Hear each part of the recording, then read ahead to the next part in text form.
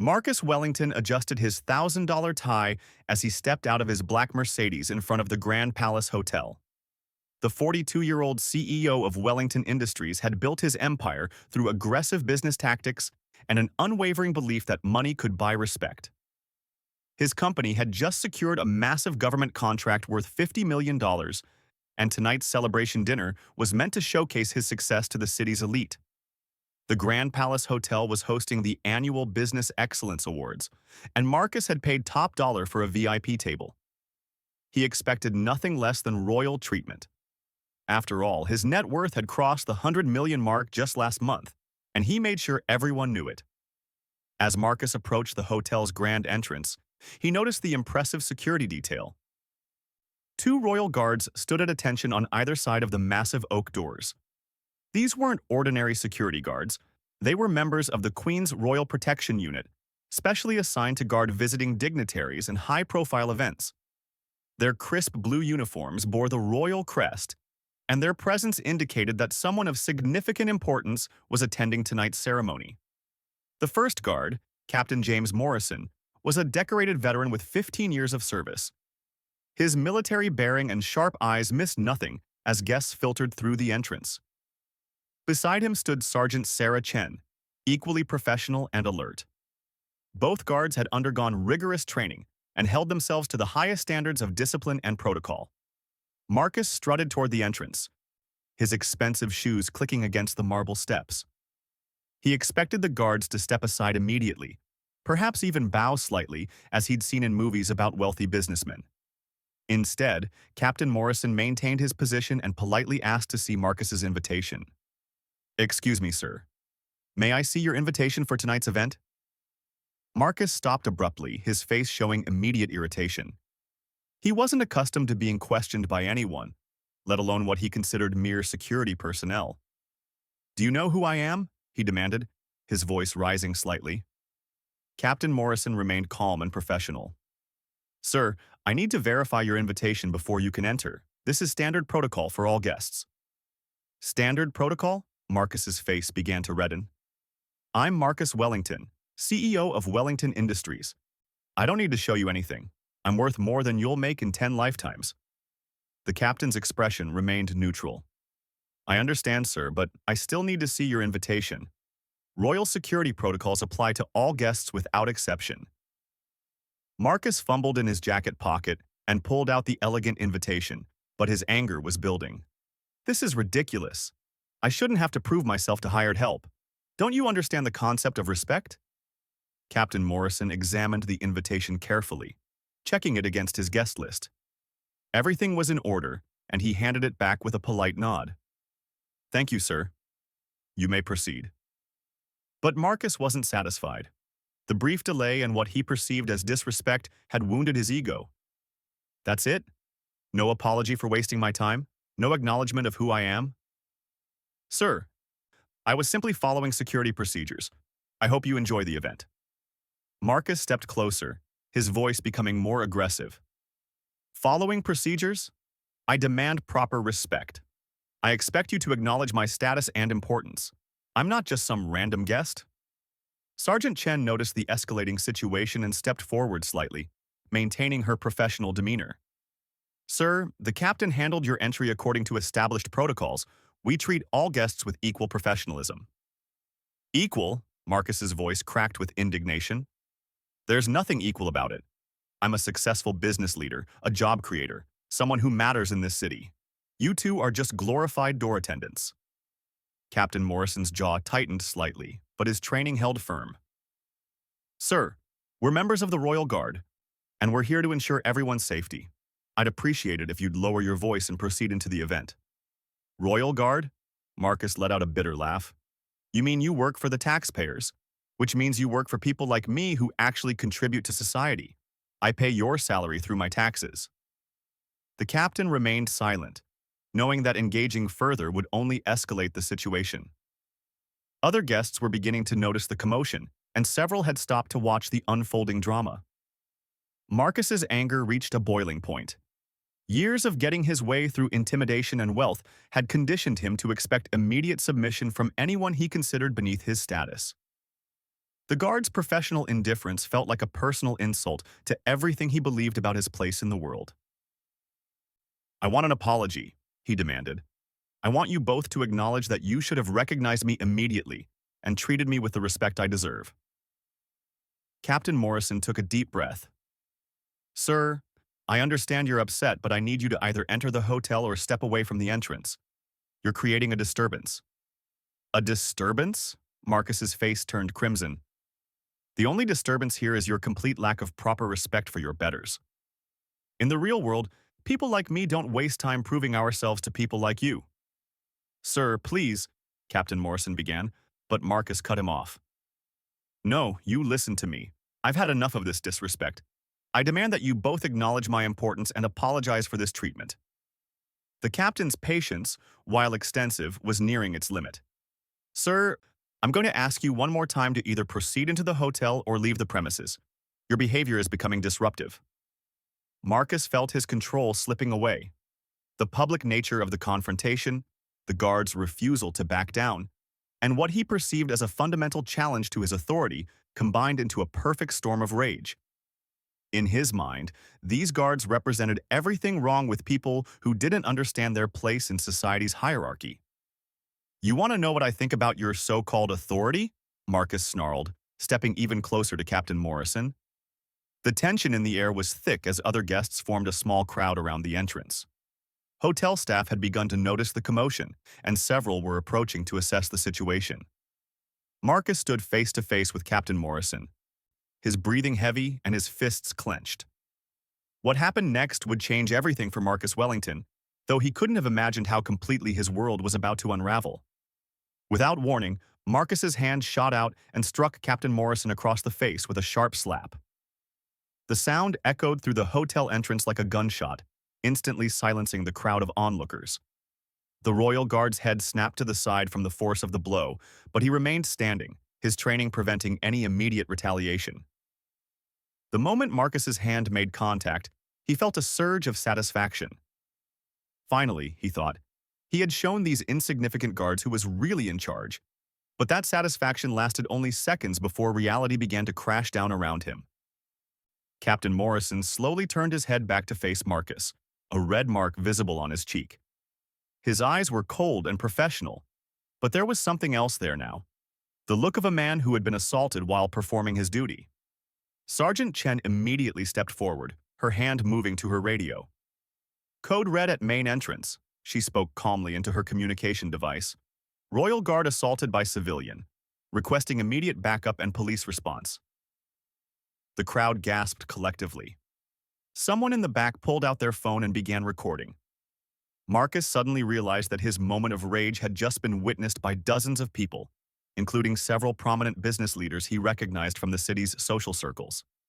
"Sir, you are under arrest for assault on a royal guard," Captain Morrison stated with absolute authority, his voice carrying the weight of 15 years of military service.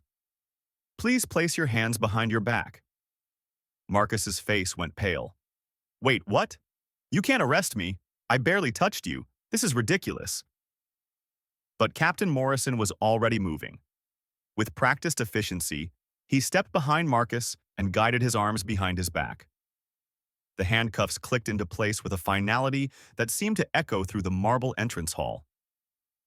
"Marcus Wellington," Captain Morrison began, his voice formal and clear for all to hear. "You are under arrest for assault on a member of Her Majesty's Royal Guard. You have the right to remain silent. Anything you say may be used against you in a court of law." "This is insane," Marcus shouted, struggling against the restraints. "Do you have any idea who you're arresting? I'm worth $100 million. I have connections. I know the mayor." Sergeant Chen approached with additional backup guards who had responded to her call. "Sir, your wealth and connections don't give you the right to assault law enforcement officers," she said firmly. "You've committed a serious crime."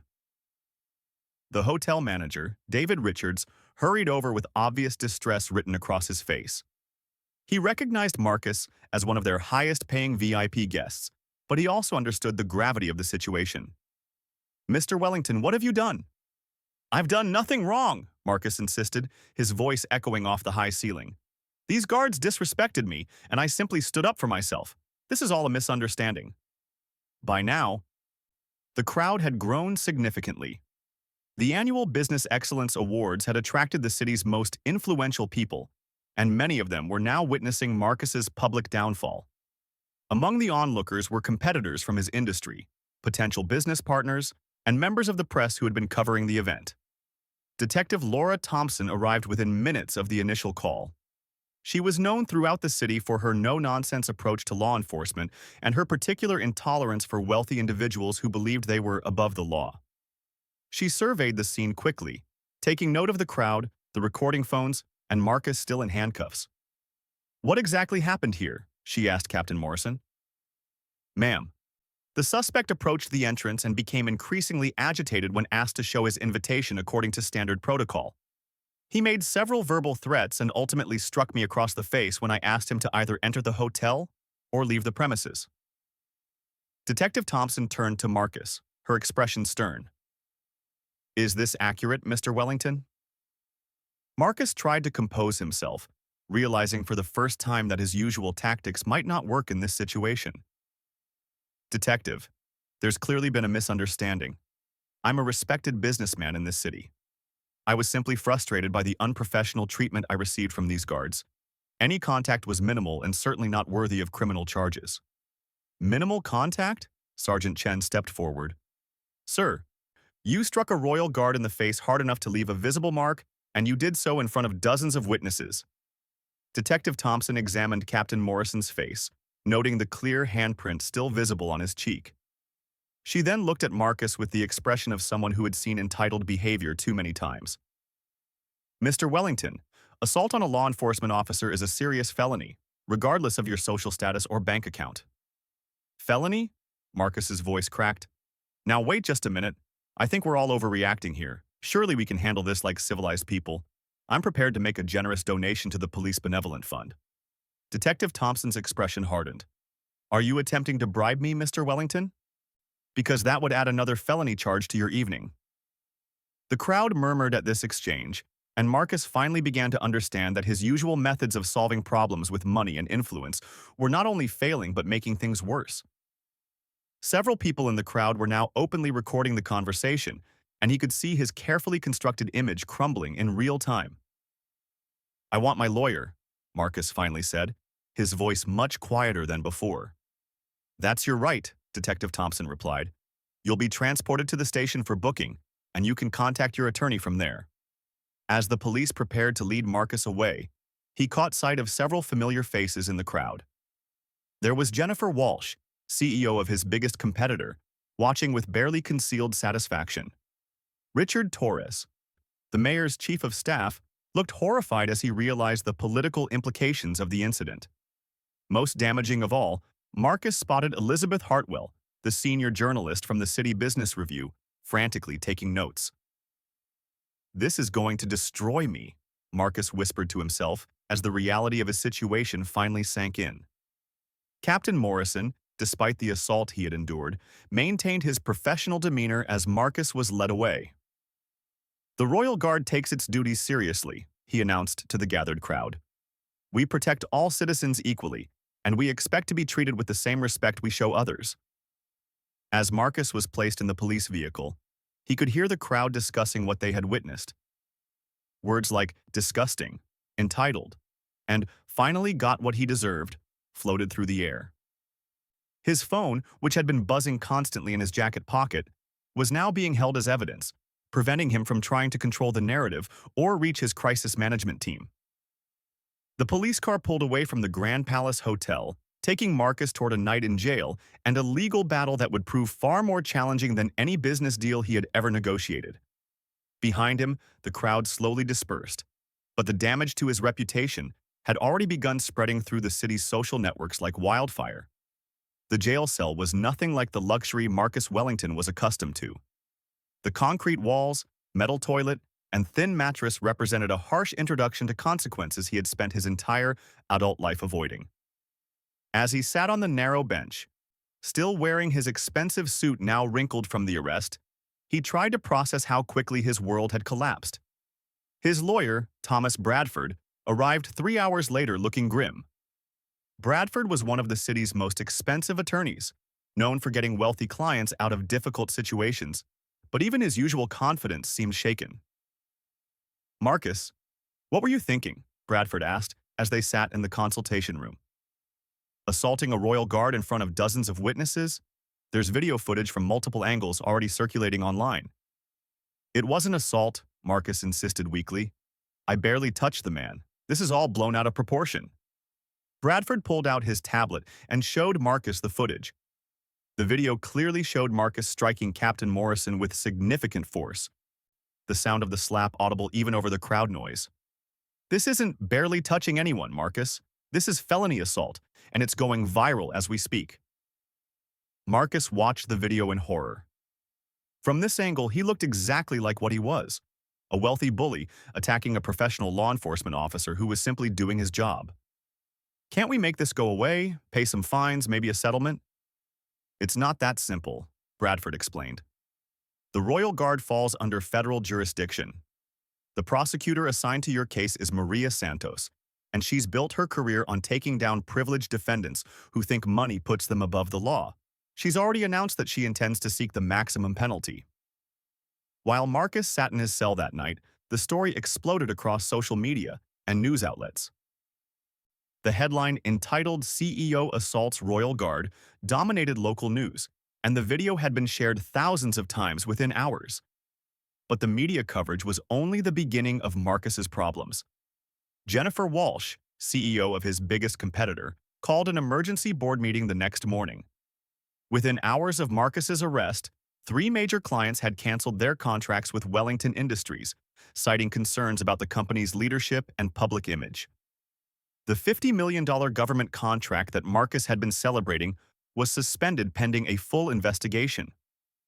The Royal Guard Association issued a statement condemning the attack and announcing their full support for Captain Morrison. Veterans groups across the nation picked up the story, expressing outrage that someone would assault a decorated military officer. The hashtag #RespectOurGuards began trending, with thousands of people sharing their own stories of respectful encounters with law enforcement and military personnel. Marcus's assistant, Rebecca, fielded hundreds of calls from angry customers, disappointed business partners, and reporters seeking comment. The company's social media accounts were flooded with negative comments, and their stock price began dropping immediately when markets opened. When Marcus was finally released on a $100,000 bond the next day, he found reporters waiting outside the jail. Questions flew at him from all directions. "Do you regret your actions? What do you have to say to Captain Morrison? Will you resign from your company?" Marcus tried to push through the crowd without comment, but one reporter's question stopped him cold. "Mr. Wellington, Captain Morrison is a decorated veteran who served 3 tours overseas defending our freedoms. What made you think you had the right to assault him?" For the first time since the incident, Marcus was forced to confront the reality of what he had done. Captain Morrison wasn't just a security guard, he was a war hero who had risked his life in service to his country. The public wasn't just angry about assault. They were outraged that someone had attacked a man who represented honor, duty, and sacrifice. The court proceedings that followed were devastating for Marcus. Captain Morrison testified with dignity and professionalism, describing the incident in precise military language. His service record was read aloud: 3 tours of duty, 2 Purple Hearts, and 15 years of exemplary service in the Royal Guard. Character witnesses lined up to speak on the captain's behalf. Fellow guards described his integrity and dedication. Veterans spoke about his service. Hotel employees testified that they had never seen him treat any guest with anything less than complete professionalism. Marcus's defense team tried to portray him as a stressed businessman who had simply lost his temper, but the prosecution painted a different picture. They presented evidence of Marcus's pattern of entitled behavior, complaints from employees, lawsuits from smaller competitors he had bullied, and testimonies from service workers who had experienced his arrogance. The judge, Honorable Patricia Williams, was a former military prosecutor who had little patience for wealthy defendants who believed their money made them special. "Mr. Wellington," she said during sentencing, "you assaulted a decorated veteran who was performing his duty with honor and professionalism. Your wealth and status are irrelevant to this court. If anything, Your position of privilege makes your behavior more reprehensible, not less. Marcus was sentenced to 2 years in prison, $100,000 in fines, and 500 hours of community service to be performed with veterans organizations. The judge also ordered him to undergo anger management counseling and to write a formal apology to Captain Morrison and the Royal Guard. But the legal consequences were only part of Marcus's downfall. Wellington Industries, faced with massive client losses and public relations disaster, was forced into bankruptcy within 6 months. The board of directors voted unanimously to remove Marcus as CEO and sued him personally for damages to the company's reputation. His mansion was seized to pay debts and legal fees. His luxury cars were sold at auction. His membership in exclusive country clubs was revoked. Former business associates refused to take his calls, and his social circle abandoned him completely. Captain Morrison, meanwhile, was promoted to major and received commendations from military leaders across the nation. He used his newfound platform to speak about the importance of treating all people with dignity and respect, regardless of their position in society. The video of the incident became a case study in business schools about the consequences of entitled behavior and the importance of ethical leadership. Marcus's fall from grace was complete and irreversible. Years later, while serving his community service at a veterans center, Marcus finally understood what Captain Morrison had tried to tell him that night. Respect wasn't something that could be demanded or purchased. It had to be earned through actions, character, and service to others. The entitled executive who had once believed his wealth made him better than everyone else had learned the hardest lesson of his life. That true honor comes not from what you have, but from how you treat those around you. Captain Morrison had possessed something Marcus never had: genuine respect earned through years of selfless service and unwavering integrity.